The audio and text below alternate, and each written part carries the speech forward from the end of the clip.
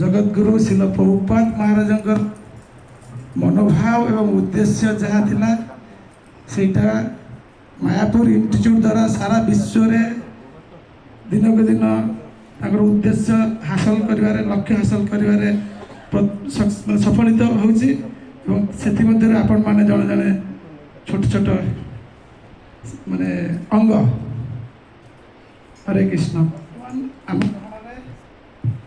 अछंती Mayapur institute रो chairman श्रीमान पद्मनाथ प्रभुजी एवं आम प्रभु को स्वागतम करवा हरे कृष्ण महामंत्र मात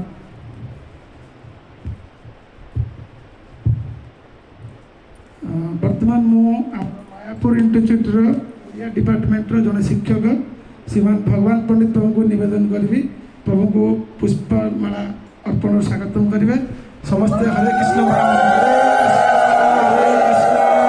कृष्ण कृष्ण हरे हरे हरे राम राम राम हरे हरे एवं मुझर प्रभु को निवेदन करी प्रभुपादर जो इस्कन रे इंट्रोड्यूशन प्रोग्राम एवं शिक्षा ए विषय आमको किसी बाणी पुष्प अनुमोदन करेंगे आशीर्वाद प्रदान करेंगे हरे कृष्ण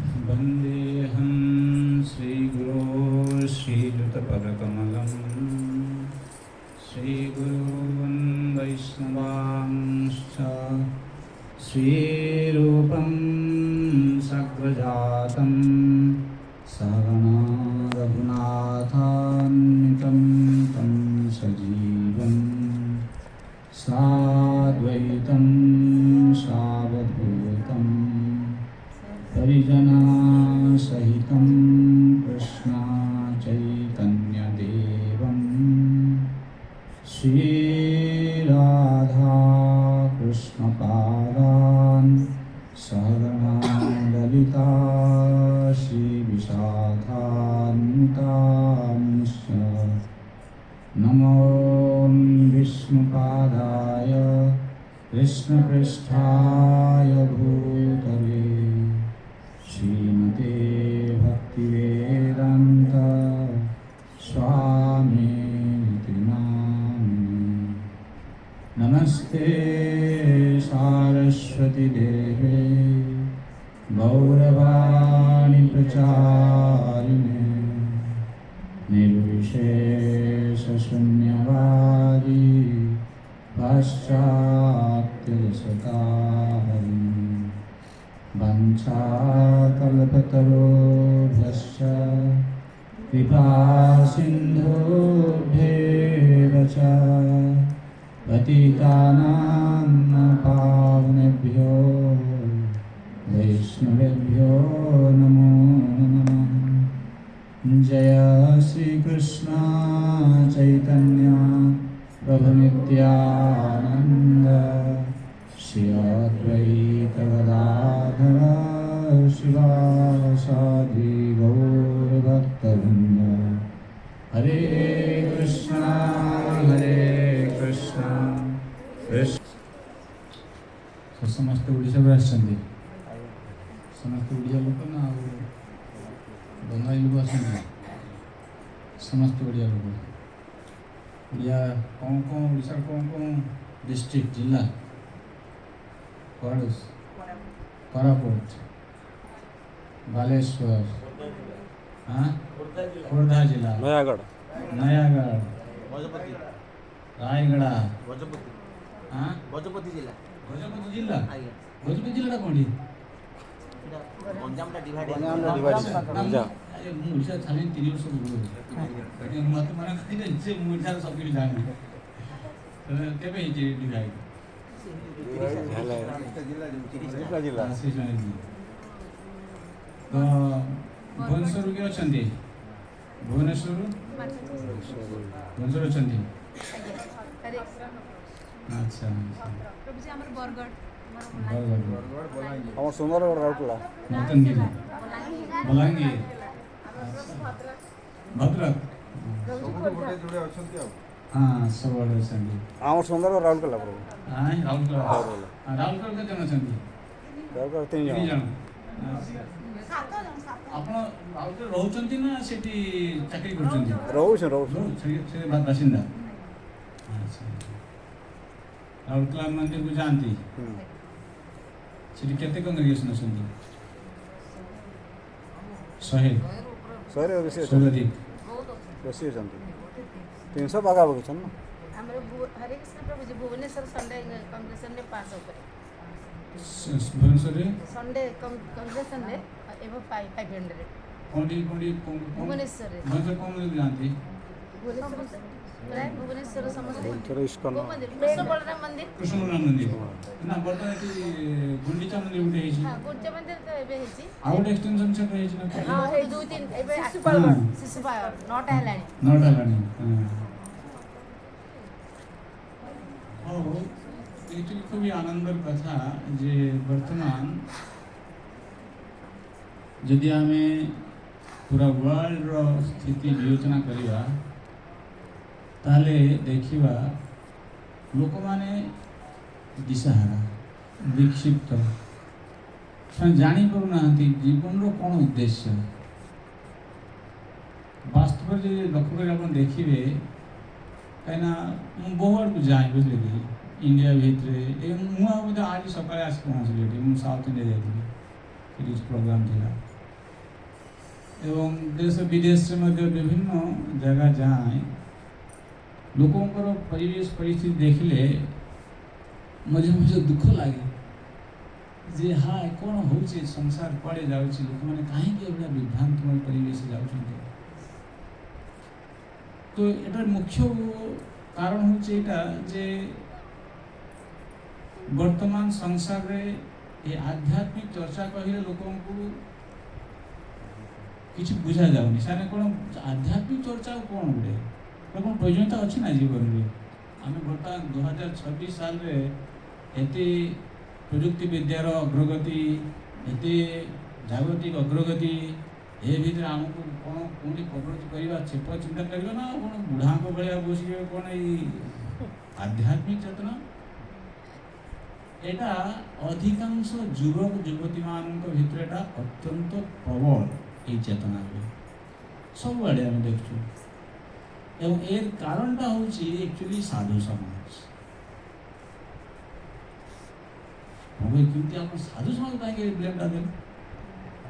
ସାଧୁ ସମାଜ ବ୍ଲେମ ଦଉନି, এটা ଦାୟିତ୍ୱ ବୋଇଲେ କ'ଣ? ଯେମିତି ବର୍ତ୍ତମାନ ଦେଖନ୍ତୁ ସାଧାରଣ କଥା ଆମେ ଗୋଟେ କହୁଛେ, ଗୋଟେ ପରିବାରରେ ଗୋଟେ ପିଲା ଜନ୍ମ ହେବ।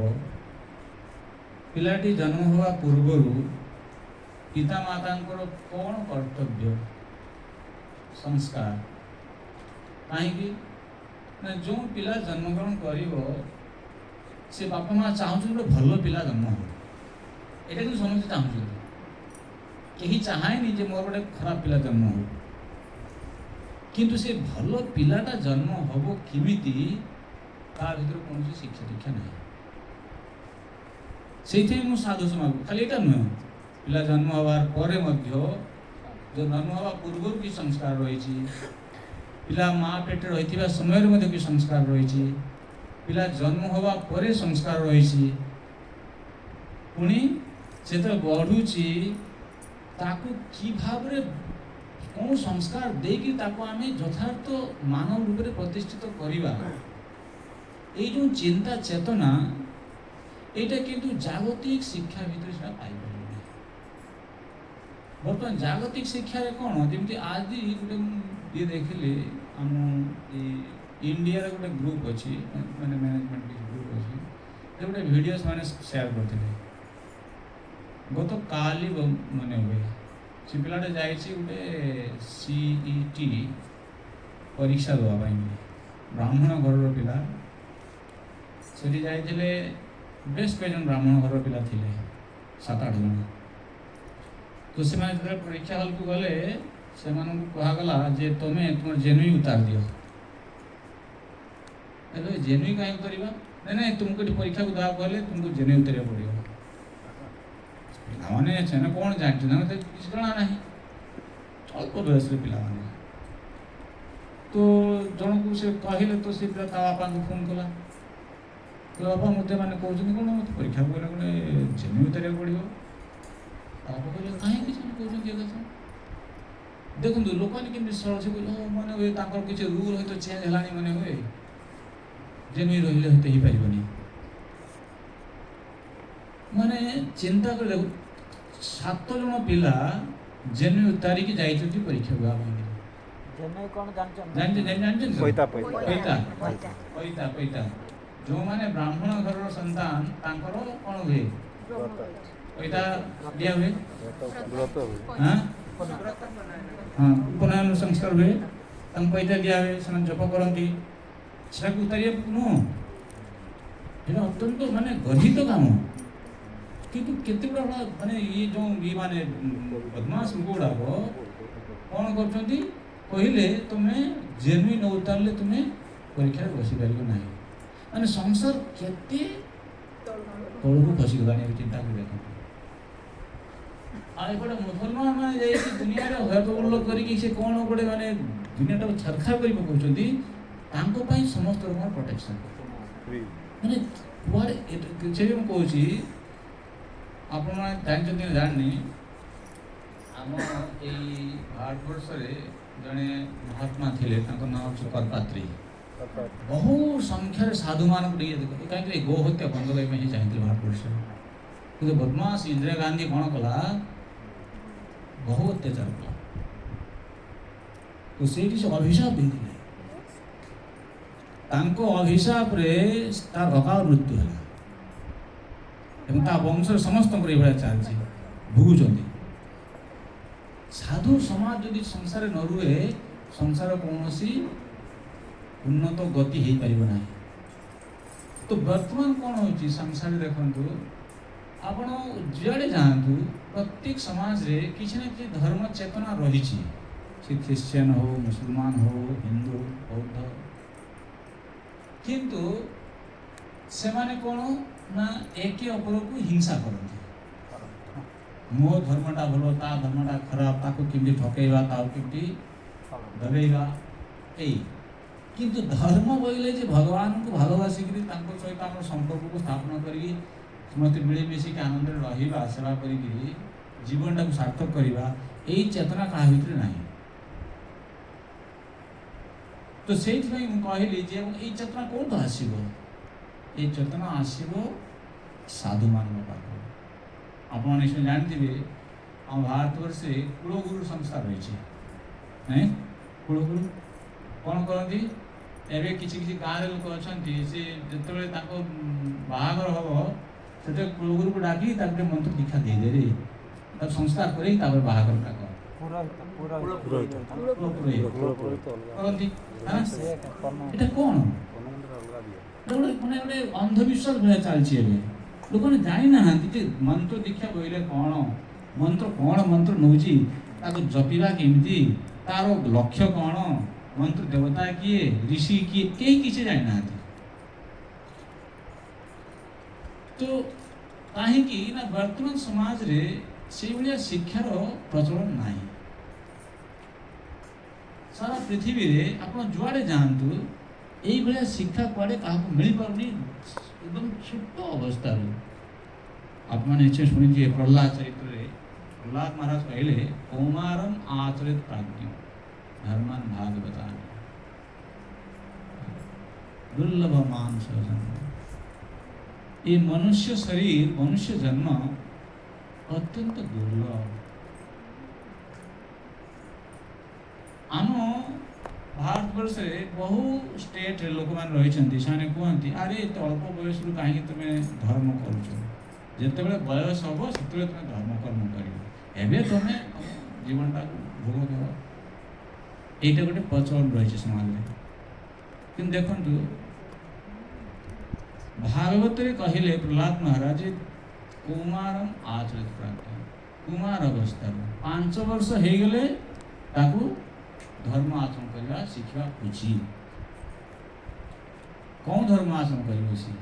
प्रथम प्रश्न हो पारे जमी आमे गीता भागवत शुणुचु वर्णाश्रम धर्म ब्राह्मण क्षत्रिय वैश्य शूद्र इत्यादि। पाँच वर्ष पिला सी कौन तार वर्णाश्रम धर्म अनुसरण कर योग्यता रही से ब्राह्मण हो क्षत्रिय हो वैश्य शूद्र हेले से कौन कर वर्णाश्रम मान किए जड़े उदाहरण गोटे ने सी जड़े वैश्य घर पिला ब्राह्मण घर पिला 500 वर्ष बयस सी कौन जा घरे से वेद पाठ कर कौन पूजा अर्चना कर वैश्य घर संतान जब हुए से कौन कड़े जा बेपार वाणिज्य कर 5 वर्ष से कौन कर सी किसी ये जो 5 वर्ष बयस ठारू कहगला भगवान महाराज शिक्षा से कहले तुम्हें धर्म अनुसरण कर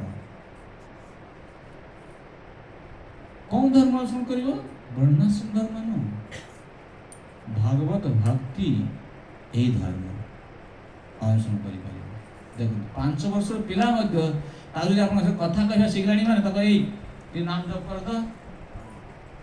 तार जब बोली ठीक बाहर नथिले से जमती हेल्ले सी हरे कृष्ण से कहीद कीर्तन चलती नाच नाचब हाँ समस्ते खाऊ 5 वर्ष तो प्रसाद दिया हुए खाई ना देखो यहीटा भक्ति जागरण ये शिक्षा छोट अवस्था समस्ते करें कर कौन प्रयोजनीयता अच्छे आम भितर अनेक एटा अनुभूति भाव में आप शिक्षा नि आम भितर ये जन बस अनेक आम अनेक बयस इस्कन सहित योगदान कर 40-50 वर्ष पर 60 वर्ष योगदान कर जो विगत 30-40-50-60 वर्ष के बीतीगला से जीवन जो अनुभूति गुड़ाक आम भीतर रही से अनुभूति जितेबाला प्रबल से समय रे यही आध्यात्मिक चेतना को आम जदि अंगीकार करूँ ये पूर्व संस्कृति पूर्व कलुषित चेतना को परिवर्तन करी भगवान को निज बोली मन करी प्रति समर्पण करवा प्रचंड कष्ट कर ये उत्तर मत देवा पड़ोनी आप निजे को निजे प्रश्न जिज्ञासा करूँ सत्य कथा कहले सी कथाटा कौन के मो पाखे कथा लागू सत्य मुझे जप करुच्ची तिलक नेली माड़ी नौ ग्रंथ अध्ययन करुच्ची सत्य करे भगवान प्रति मोर केतेटा समर्पण किमिति मु भक्तिटा ग्रहण करछि मो जीवन रे जो जागतिक अंश विभाग आउ आध्यात्मिक विभाग बर्तमान दुटा देखंतु गोटे है निज जीवन आध्यात्मिक चेतना ग्रहण करने पूर्व जो जीवन आ बर्तमान आध्यात्मिक चेतना ग्रहण कर दुटा भर बर्तमान मोर मानसिक स्थिति कुआड़े बेसी करी उतप्रोत भाव में जड़ित रही प्रश्न जिज्ञासा कर प्रश्न पचारे मन हो आम भर अधिकांश उत्तर आसो कौन एवं पर्यंत मनटा मैं से जागतिक व्यापार टी बेसी ओतप्रोत हो जड़िक रही उत्तर देवार प्रयोजनीयता नहीं मैंने यहाँ गोटे समीक्षा कर माध्यम आमको देखा पड़े कि वास्तविक जो प्रहलाद महाराज शिक्षा कुमार महादेव कहीं से कहले ये कुमार अवस्था जिते बड़े पिला संस्कार दिज्व जिते बड़े सी बय बढ़ ऑटोमेटिकली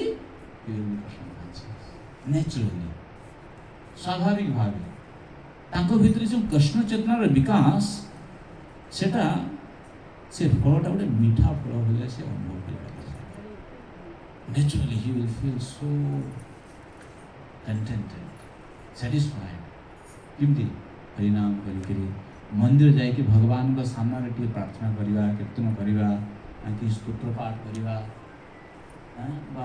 किसी पर्व आसी पर्व भगवान किसी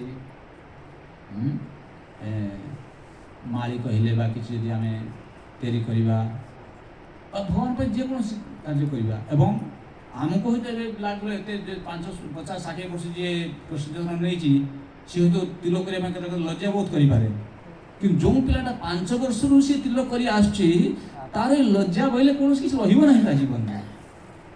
ଏଭ୍ରିଥିଙ୍ଗ ୱିଲ୍ ବିକମ୍ ସ୍ୱାଭାବିକ, ସବୁକିଛି ହେଇଯିବ ତା ପ୍ରତି ସାବଳୀଳ ହେଇଯିବ, ସ୍ୱାଭାବିକ ବୈଷ୍ଣବ ଜୀବନଟି ତା ପ୍ରତି ପୁରା ସ୍ୱାଭାବିକ ହେଇଯିବ।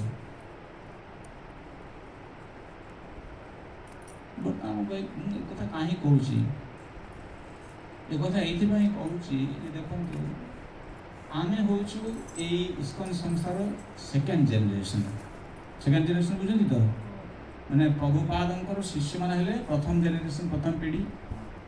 ଆମେ ତାଙ୍କର ଶିଷ୍ୟତ୍ୱ ନେଇଛୁ, କାରଣ ଆମେ ହେଲୁ ଦ୍ୱିତୀୟ ପିଢ଼ି। ଏବଂ এই দ্বিতীয় ପିଢ଼ିରେ କ'ଣ ଦେଖାଯାଉଛି ନା ଅନେକ ବେଶୀ ବୟସରେ ଚେତନାକୁ ଆମେ ଗ୍ରହଣ କରିଛୁ, କିନ୍ତୁ ଆମକୁ ଏବେ ସତର୍କ ହେବାକୁ ପଡ଼ିବ। ଆମ ପୁଅ ଝିଅମାନେ ଯେଉଁମାନେ ଆମର ଜନ୍ମଗ୍ରହଣ କରୁଛନ୍ତି ବା ଆମ ନାତି ନାତୁଣୀ ମାନେ, ତାଙ୍କୁ ଆମେ କି ଭାବରେ ଏଇ ସଂସ୍କାର ଦେବା। এই ଯେଉଁ ଭକ୍ତିଶାସ୍ତ୍ର ଆପଣମାନେ କରିଛନ୍ତି, ଭକ୍ତିଶାସ୍ତ୍ରର ଉଦ୍ଦେଶ୍ୟ କ'ଣ? ଅନେକ ରକମର କହିବେ କ'ଣ, ଅନେକ କୁହନ୍ତି ଦେଖ ଭକ୍ତିଶାସ୍ତ୍ର କରିବା ପରେ ଆମେ ଭକ୍ତିଶାସ୍ତ୍ର ପଢ଼ିଲୁ, ଗୀତା ପଢ଼ୁଛୁ, ଅନ୍ୟାନ୍ୟ ଗ୍ରନ୍ଥ ପଢ଼ିଲୁ, ତ ଏଇ ଗ୍ରନ୍ଥ ଯେମିତି ସ୍ୱାଭାବିକ ଭାବେ ପ୍ରତ୍ୟେକ ଦିନ ଆମେ ଯେମିତି ପଢ଼ିପାରିବା, ସେଟା ସ୍ରୋତ ଯେମିତି ଗୋଟେ ତିଆରି ହେଇଯାଏ। এইଥିପାଇଁ ଆମେ କରୁଛୁ, ପଢ଼ିବା ହେବିଟା ଗୋଟେ ଚାଲି ଆସୁଛୁ, ପ୍ରତ୍ୟେକ ଗୀତା ପଢ଼ିବା ଟିକେ, କିନ୍ତୁ ଏଇଟା ହେଇପାରୁନି। ଅନେକଙ୍କୁ ମୁଁ ଦେଖିଛି କୋର୍ସ ହେଇଗଲା, କୋର୍ସ ହେବା ପରେ କ'ଣ କରିବେ, ବହି ଯାଇଥିଲା ସେଇଟା କୋର୍ସଟା ଗୋଟେ କମ୍ପ୍ଲିଟ୍ ହେଇଯାଇଛି, ଆଉ କ'ଣ ଦାୟିତ୍ୱଟା ମଥାର ଗୋଟେ ବୋଝ ଗୋଟେ ଉତାରି ପକେଇଛି ମୁଁ, ଏଇଭଳିଆ ଗୋଟେ ଚିନ୍ତା ଚାଲି ଆସେ ତଳେ। କିନ୍ତୁ ଭକ୍ତିଶାସ୍ତ୍ର ସେଇ ଉଦ୍ଦେଶ୍ୟ ନୁହେଁ।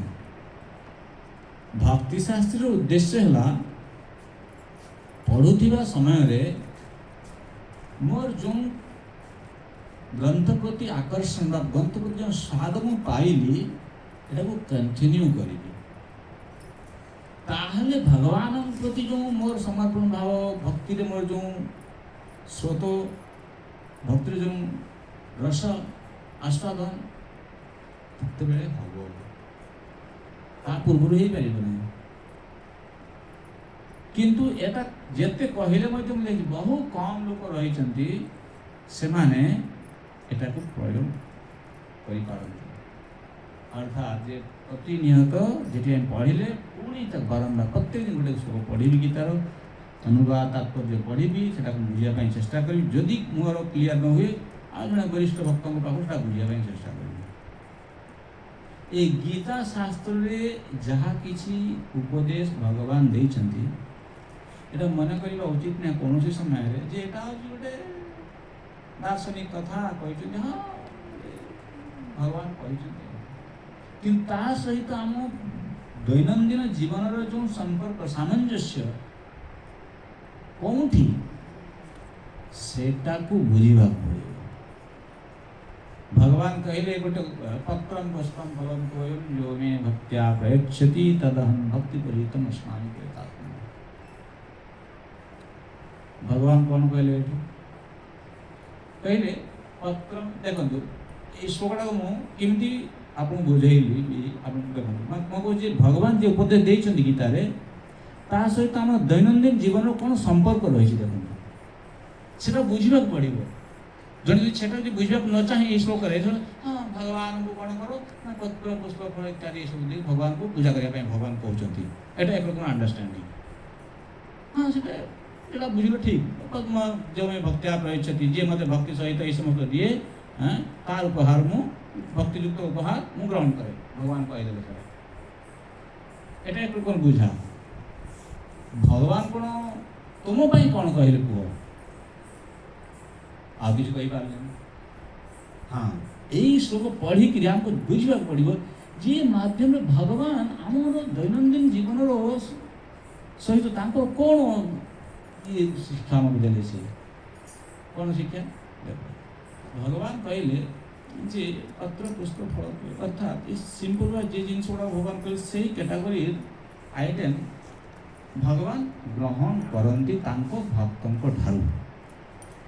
ଅର୍ଥାତ୍ ମୁଁ ଯଦି ଭଗବାନଙ୍କର ଭକ୍ତ ହେବା ପାଇଁ ଚାହେଁ ତାହେଲେ ମୋତେ ଭଗବାନଙ୍କୁ ଏଇ ଭକ୍ତି ଯୁକ୍ତ ମନୋଭାବ ନେଇକିରି এই সমস্ত নৈবেদ্য ତାଙ୍କୁ ଦେଲେ ସିଏ ଗ୍ରହଣ କରିବେ। ଆଉ ଗୋଟେ କଥା କ'ଣ କହିଲେ ପ୍ରୟତାତ୍ମନ କହିଲେ শুদ্ধ চিত্ত শুদ্ধ ব্যক্তি। মধ্যে মধ্যে দেখা হবে କ'ଣ ଆମେ ଅଶୁଦ୍ଧ ହେଇଯାଉ ତ ଅଶୁଦ୍ଧ ସମୟରେ କ'ଣ ଆମେ ଭଗବାନ ଦେଇପାରିବା ନା ଭଗବାନ ସେ ଶିକ୍ଷା ଦେବେ ତ ପ୍ରୟତାତ୍ମନ শুদ্ধ ହେଇକି তুমি ଭଗବାନଙ୍କୁ ଦେବ। এই যে দেখো এই যে ତାମାନେ ଭଗବାନ ଯେଉଁ ଉପଦେଶ ଏ ମାଧ୍ୟମରେ ଭଗବାନଙ୍କୁ ଶିଖେଇଲେ ତମେ ଯଦି ମୋ ସହିତ ସମ୍ପର୍କ କରିବା ପାଇଁ ଚାହଁ ତ ଏଇଟା ହେଉଛି ରାସ୍ତା। ତ ଯେଉଁ ଲୋକଟି ସେ ଜାଣିଲା ଭଗବାନ ଭୋଗ ଲଗାଇବ ଆଗେ ଶୁଦ୍ଧ କପଡ଼ାଟା ପିନ୍ଧ ଶୁଦ୍ଧ କପଡ଼ା ନ ପିନ୍ଧି କେମିତି ଭଗବାନଙ୍କର ସେବା ହବ। ଭଗବାନ କହିଛନ୍ତି ପ୍ରୟତାତ୍ମନ ଦେଖ ତା ଜୀବନରେ ଆସିଗଲା ଭଗବାନଙ୍କ କଥା। ସେ ଯଦି ଏଇ ଭାବରେ ଯଦି ସେ ଶିକ୍ଷାକୁ ଗ୍ରହଣ କରେ ତା ଜୀବନରେ ପ୍ରୟୋଗ କରେ ତାହେଲେ ତାର କ'ଣ ହବ ତାର କଲ୍ୟାଣ ହବ ଏବଂ ତା ସହିତ ଯେଉଁମାନେ ରହିଛନ୍ତି ସମସ୍ତଙ୍କର କଲ୍ୟାଣ ହବ। ବର୍ତ୍ତମାନ ଆପଣମାନେ ଭକ୍ତି ସାହାଯ୍ୟ କରିଛନ୍ତି ସିଧା ମାୟାପୁରକୁ ଆସିଲେ ମାୟାପୁରରେ କେହି କେହି ତ ଆସିଥିବେ ମନେକା ଚଲ କମ୍ ସେ କମ୍ ଥରେ ମାଆକୁ ଧୋଇକି ଚାଲି ଆସିବା ତ କେବେ ଯାଇନି ଚଲ ଦେଖି କମ୍ ସେ କମ୍ ଏଇ ବାହାନାରେ ଭକ୍ତି ସାହି ସାର୍ଟିଫିକେଟ୍ ବି ନେବା ରଥ ଦେଖା ହବ କଦଳୀ ମଧ୍ୟ ଦେଖିବା ଆଉ କ'ଣ ଦୁଇଟା କାମ ହେଇଯିବ ତାପରେ এই ভাবে মধ্যে কে কে আসিଥିବେ জানি কিন্তু যাহা হোক আমি মায়াপুর আসছু আমি কোর্স কমপ্লিট করেছু সার্টিফিকেট অবশ্য নেওয়া কিন্তু দেখুন আপনার গোটে গুরু দায়িত্ব দিয়া যাচ্ছে এটি আপনার গুরু দায়িত্ব হলা এই সার্টিফিকেট নেইকে যা পরে যদি আপনার খুব স্টুডিয়াস ন হুঁতি স্টুডিয়াস বলে পড়িবারে খুব আকর্ষণ যদি ন থাকে তাহলে পড়িপারি এটা সত্য কথা।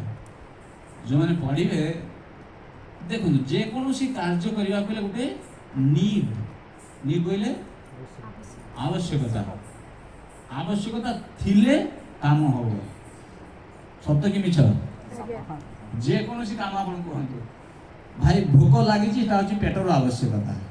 ସେ କୁଆଡ଼େ ନା କୁଆଡ଼େ ଯାଇକି ସେ ରେଷ୍ଟୁରାଣ୍ଟରୁ କିଣିକି ନେଇ ଆସୁ ବା କିଚେନ୍ରେ କୁକିଂ କରୁ ସେ ତାକୁ ଖାଦ୍ୟଦ୍ରବ୍ୟ ଲାଗିବ ଆବଶ୍ୟକତା ପୂରଣ କରିବା ପାଇଁ। ପୁଅଟା କହିଲେ ସ୍କୁଲକୁ ଦେବାକୁ ପଡ଼ିବ ଇଂଲିଶ ମିଡ଼ିୟମ୍ ସ୍କୁଲରେ ଯିବ ଏଟା ଗୋଟେ ଆବଶ୍ୟକତା। ତା ପାଇଁ ବାପା କ'ଣ କରୁଛି ସେ କୁଆଡ଼େ ନା କୁଆଡ଼େ ଯାଇକି କେଉଁଠି ଖଟି ଖୁଟି ଯେମିତି ହେଲେ ତାର ମାସିକ ଦରମା ଯେତେ ଲାଗିବ 5,000 ଲାଗିଲେ ମଧ୍ୟ ମୋତେ ଯେମିତି ହେଲେ ତାକୁ ସ୍କୁଲକୁ ପଠାଇବାକୁ ପଡ଼ିବ ଆବଶ୍ୟକତା। ତ ସେଇଭଳିଆ ଏଇ ଯେଉଁ ପଢ଼ାଶୁଣାର ଯେଉଁ ଆବଶ୍ୟକତା ସେଇଟା କୁଆଡ଼େ ଯେ ଅଛି ସେଇଟା ବୁଝା ବଡ଼ ମୁସ୍କିଲ। ଏଇଟା ଭୋକ ଭଳିଆ ନୁହଁ ବା ପୁଅକୁ ସ୍କୁଲ ପଢ଼େଇବା ଭଳିଆ ପଠାଇବା ଭଳିଆ ନୁହଁ। ଏ ଆବଶ୍ୟକତା ଏଇଟା ଅଲଗା ରକମର ଆବଶ୍ୟକତା। କ'ଣ ଭଗବାନଙ୍କ ସମ୍ବନ୍ଧରେ ଜାଣିବା ଭଗବାନଙ୍କ ସମ୍ବନ୍ଧରେ ଜାଣିକି ତାଙ୍କ ସହିତ ଆମ ସମ୍ପର୍କକୁ ଗାଢ଼ କରିବା ଭଗବାନଙ୍କ ସେବାରେ ଆହୁରି ଯତ୍ନଶୀଳ ହେବା এই ଆବଶ୍ୟକତାଟା କିନ୍ତୁ ଶୀଘ୍ର ଆସେ ନାହିଁ ଆମ ମନରେ। ସେଥିପାଇଁ କ'ଣ ହୁଏ ଇଏ ପରେ ରିଲାକ୍ସ ହେଇଯାଏ ଭକ୍ତି ହେଇଯାଇଛି ସବୁ ବାସ। କିନ୍ତୁ ମୁଁ ଗୋଟେ କଥା କହିବି এই ଭକ୍ତି ଶାସ୍ତ୍ରୀ କରିକି ହଉ ବା ଯାହା କିଛି ଆପଣ କୋର୍ସ କରନ୍ତୁ ଏସେନ୍ସଟା କ'ଣ ଜାଣିଲେ ଯଦି ଆପଣ এই ଭକ୍ତି ଶାସ୍ତ୍ରରୁ ଯାହା କିଛି ଶିଖିଛନ୍ତି କୌଣସି ଗୋଟେ ଶିକ୍ଷାରେ ଯଦି ଆପଣ ଜାଣିଥିବେ ଯେ ନା ଭଗବାନଙ୍କର ନାମ ହେଉଛି ସର୍ବଶ୍ରେଷ୍ଠ এই ভগবানଙ୍କର নামରେ যদি ମୋ ରୁଚି ଆସେ ତାହେଲେ ମୋ ଜୀବନ ସାର୍ଥକ ହେବ। କିନ୍ତୁ ପ୍ରତ୍ୟେକ ଦିନ ଭକ୍ତି ନାମ ଜପ କରେ ଏଟା ଗୋଟେ। ଆଉ ଗୋଟେ ହେଲା ଆପଣମାନଙ୍କ ତତ୍ତ୍ୱାବଧାନରେ ଯେଉଁ ଏଇ ଯେଉଁ ଗୋଟେ ଛୋଟ ପିଲା ଗୋଟେ ଆସିଛି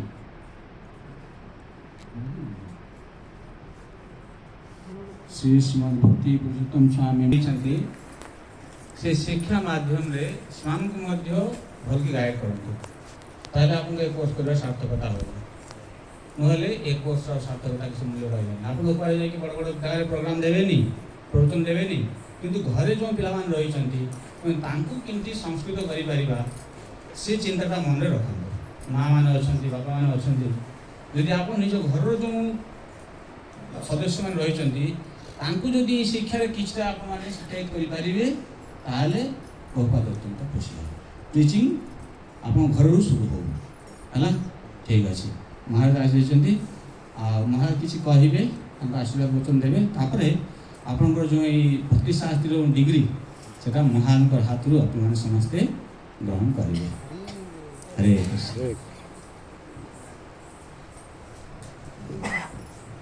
हरे कृष्ण वर्तमान आम मायापुर इंस्टीट्यूट चेयरमैन पद अनुरोध कर महाराज को जगन्नाथ प्रसाद वस्त्र देके स्वागत विशेष करा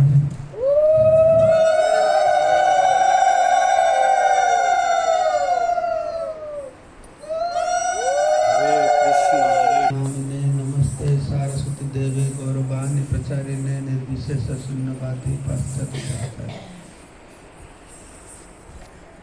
तो यहाँ देखिए खूब भल लगुच आमर ओडिशा एसे भक्त आपण मान सब नवद्वीप धाम प्रथम थर कि आसी प्रथम थर आगर के आसे ना फर्स्ट टाइम समस्त आगर आस हाँ तो भक्ति शास्त्री कोर्स आपण मान कंप्लीट करले ना कि तबे समस्त विजिटिंग कार्ड करेंगे ना लिखिकी तार तले लिखी विदिन ब्रैकेट भक्ति शास्त्री देखा ना MA PhD BA आप भक्ति शास्त्री उपाधि पाइले सब तो जो भक्ति शास्त्री तो पाइले भक्ति सर्टिफिकेटा पाइबे ना कि सर्टिफिकेटा सब बेस इम्पोर्टाट नुह सर्टिफिकेट दाम के 2-3 टका दाम किंतु जो ज्ञानटा पाइले सेटा जीवन में प्रयोग करवाटा मुख्य लक्ष्य ना ज्ञानटा खाली मुंड भर रही किसी लाभ हेनी तो आमर तो एमती मुख्य समस्या होमर सनातन धर्म अवलंबी मान भितर बहुत ज्ञान अच्छी ज्ञान सब ग्रंथ भितर अच्छे मनुष्य पाखे पहुँचुनी ना कि कहीं जिते मठ मंदिर अच्छी सीटी मठ मंदिर गले कि किसी शिखेबार व्यवस्था नहीं आस ठाकुर पूजा कर दक्षिणा दियो बस घर को जा कहीं ज्ञान दौना इस्कन प्रभुपाद कहते मठ नुह मंदिर नुह आश्रम नुह यहाँ हूँ गोटे प्रशिक्षण केन्द्र एजुकेशनल इंस्टीट्यूशन प्रशिक्षण दिया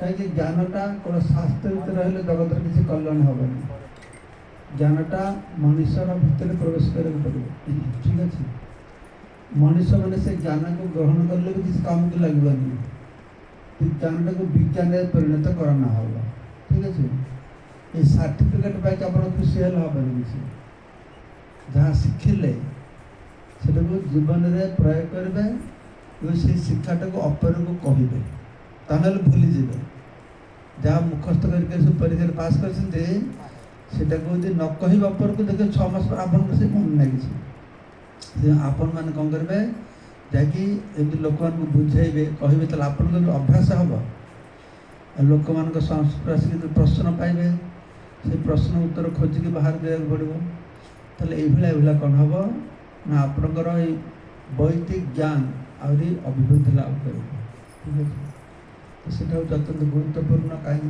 प्रभुपाद कहते लोक मैंने भक्ति कर ज्ञान विहीन भक्ति हूँ भाव प्रवणता यथार्थ आम भगवान कहीं भगवान पूजा कर भगवान किए भगवान शब्दर अर्थटा कहीपर हिंदू मैंने कहीपर किए जानते तुम ये तुम जानते बर्तमान निश्चय भगवान शब्दर अर्थ कौन और भक्ति शास्त्री कर जाओ भगवान शब्द भगवान शब्दर अर्थटा कौन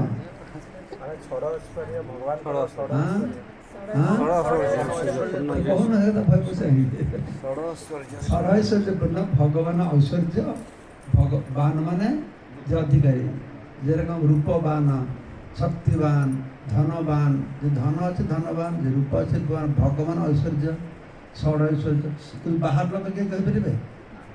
ଆମେ ଇସ୍କନକୁ ଆସିବା ବୋଲି ଆମେ ଜାଣିଥିଲେ କି? ହଁ, ଆମେ ଭଗବାନଙ୍କୁ ମାନୁଛ? ହଁ ମାନୁଛୁ। ପୂଜା କରୁଛ? ହଁ ପୂଜା। ଭଗବାନ ମାନେଟା କ'ଣ? କେହି ହିନ୍ଦୁ କହିପାରିବେନି। ଈଶ୍ୱରକୁ ଆମେ ମାନୁଛେ। ପଚାର ତ ବାହାର ରାସ୍ତାର ଲୋକଙ୍କୁ, ହିନ୍ଦୁମାନଙ୍କୁ ଈଶ୍ୱର ଶବ୍ଦର ଅର୍ଥଟା କ'ଣ କହିପାରିବେ? ଏ ହେଉଛି ହିନ୍ଦୁମାନଙ୍କର ଅବସ୍ଥା। ଆଉ ଶିକ୍ଷା ନାହିଁ, ଦୀକ୍ଷା ନାହିଁ, କିଛି ନାହିଁ। ହଁ, ଆଉ ସବୁ ନୂଆ ନୂଆ ଭଗବାନ ତିଆରି କରି ତା ପଛରେ ଦୌଡ଼ୁଛନ୍ତି। ସାରଥୀ ବାବା, ଏ ବାବା, ସେ ବାବା, ସେ ବାବା। ଦରକାର ବେଦାନ୍ତ ଦରକାର ନାକି? ସେ ପ୍ରଭୁପାଦର ଭକ୍ତି ବେଦାନ୍ତ ସ୍ୱାମୀ ମହାରାଜ, ବୁଝିପାରିଲ? ଏସି ଭକ୍ତି ବେଦାନ୍ତ ସ୍ୱାମୀ। ସେଥିପାଇଁ ଆମେ ସମସ୍ତେ ଭକ୍ତି ବେଦାନ୍ତ ହେବା ଦରକାର। ତାଙ୍କର ଅନୁଗାମୀ, ଆମର ଭକ୍ତି ରହିବ, ବେଦାନ୍ତ ବି ରହିବ। ବେଦାନ୍ତ ମାନେ ଜ୍ଞାନ। ତ ଆପଣମାନେ ସମସ୍ତେ ଏଇଭାବେ ଆପଣ ଜୀବନ ସାର୍ଥକ ହେଇଛି। ଏ ଭକ୍ତି ଶାସ୍ତ୍ରୀ କରିଛନ୍ତି, ୟାର ଉପରେ ଇସ୍କନରେ ବର୍ତ୍ତମାନ ଗୁରୁତ୍ୱ ଦିଆହେଉଛି। କାରଣ ପ୍ରଭୁପାଦ ୟା ଉପରେ ଗୁରୁତ୍ୱ ଦେଇଥିଲେ। ଭକ୍ତି ଶାସ୍ତ୍ରୀ କରିଲେ, ଏହାପରେ ଭକ୍ତି ବୈଭବ, ତାପରେ ଭକ୍ତି ବେଦାନ୍ତ, ତାପରେ ଭକ୍ତି ସାର୍ବଭୌମ। ଠିକ୍ ଅଛି, ଅନେକ ଷ୍ଟେଜ୍ ଅଛି। ଆଉ ଏସବୁ କମ୍ପ୍ଲିଟ୍ କରିଲେ ଆପଣଙ୍କ ଭକ୍ତି ସମ୍ପର୍କରେ ପୂର୍ଣ୍ଣ ଜ୍ଞାନ। ଏଇ ଯେ ଭକ୍ତି ଶାସ୍ତ୍ରୀ କରିଲେ, ଏ ଯେ ନୂଆ ଜିନିଷ ଶିଖିଲେ, ଜାଣିଲେ, ଏଟା ଆଗରୁ ଜାଣିନଥିଲେ। ଆମେ ଅନେକ ଜିନିଷ ଆମେ ଗୀତା ଛୋଟବେଳେ ପଢ଼ୁଛେ, କିନ୍ତୁ ଗୀତାରେ କେହି ଆମକୁ ତୋଳିକି କହିନାହାନ୍ତି ଯେ ଯାହା ଖାଇବ ଭଗବାନଙ୍କୁ ଭୋଗ ଲଗେଇ ନ ଖାଇଲେ ପାପ ଖାଇବ। ଆମେ ଜାଣିଥିଲେ? ଆମେ ତ ଗୀତା ଘରେ ଘରେ ନିରାକାର ନା ସାକାର ଏସବୁ କଥା ଭଗବତ ଗୀତାରେ ସୁସ୍ପଷ୍ଟ ହେଇଗଲା। ଭକ୍ତି ଶାସ୍ତ୍ରୀ କରିବା ଫଳରେ ଆପଣଙ୍କ ବହୁତ ଧାରଣା ସୁସ୍ପଷ୍ଟ ହେଲା। ଆଉ ଅନେକ ଭ୍ରାନ୍ତ ଧାରଣା ଗୁଡ଼ିକ ଦୂରୀଭୂତ ହେଲା, ଆଉ ସନ୍ଦେହ ବି ଦୂରୀଭୂତ ହେଲା। କାହିଁକି? ଏ ସମସ୍ତ ଜ୍ଞାନ ଗୀତାର ଭିତରେ ଦିଆଯାଉଛି।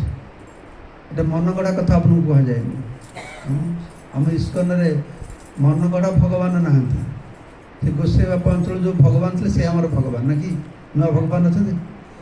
ଇସ୍କନରେ ନୂଆ ଶାସ୍ତ୍ର ନାହିଁ, ଏଇ ଗୀତା ଭାଗବତ ନାକି? আর ଇସ୍କନକୁ ନୂଆ ମନ୍ତ୍ର କରିଛି ନାହିଁ। এইটা তিনটা কথা মনে କରିବେ। ଲୋକଙ୍କର ପ୍ରବଣତା କ'ଣ? ନୂଆ ଭଗବାନ ଖୋଜୁଛନ୍ତି, ନୂଆ ଭଗବାନ ଖୋଜିବେ। ନୂଆ ମନ୍ତ୍ର କ'ଣ? ସେ ନୂଆ ମନ୍ତ୍ର ଖୋଜିବେ। ସେ ସର୍ଟ ଫର୍ମର ମନ୍ତ୍ର, ରାସୁଆ ରାସୁଆ ରାସୁଆ ସର୍ଟ ମନ୍ତ୍ର। ଆଉ ଗୋଟେ ବଙ୍ଗାଳୀ ହାକିଟ ପତଙ୍ଗ, ହାକିଟ ପତଙ୍ଗ, ଯିଏ ଯାହା ବର୍ଜନ କରୁଛନ୍ତି। କିନ୍ତୁ ଭକ୍ତି ଶାସ୍ତ୍ରୀ କଲେ କ'ଣ ହେବ? ଆମେ ଠିକ୍ ଧାରାରେ କାମଟା କରିବା। ବୁଝିପାରିଲେ? ଠିକ୍ ଅଛି। ଆଉ ତ ସମୟ ଖୁବ୍ କମ୍ ଅଛି। और डांस पार्टी आसिगले, डांस भी करेंगे, अपना सब आनंद करेंगे। तो बाहर देख से ना ना ना प्राइज देवे, सर्टिफिकेट देवे। हरे कृष्ण। आम सर्वप्रथम आमर ओडिया शिक्षक मान अनुरोध करछु, से माने विशेषकर भगवान पंडित प्रभु एवं अद्वैताचार्य प्रभु, अद्वितीय चैतन्य प्रभु, श्रीकृष्ण बलराम प्रभु, सदापति प्रभु मैंने आश्रम महाराज आशीर्वाद